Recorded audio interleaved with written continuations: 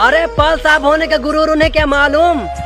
अरे पाल साहब होने का गुरूर उन्हें क्या मालूम, जो छत में बैठ के पाल साहब की बारात देखते हैं। नचे आइल बहारे बाराती में, गोली चल लाई राती में। हम यादव वीर हीर हैं, दल नहीं बदलते। हम यादव वीर हीर हैं, दल नहीं बदलते। जिसके साथ रहते हैं कदम मिला के चलते हैं, इसलिए तो लोग प्यार से हमें यादव जी राम राम कहते हैं। राम राम यादव जी। अजी दिल साहब पैर में काला डोरा है, अजी दिल साहब पैर में काला डोरा है, और पूरी दुनिया को हैंग कर जाएगा ये अकेला खाली पाल का छोरा है। जन्मे से गडरिया जात में आगे लिखा नाम इतिहास में, शेरों की पहचान निराली।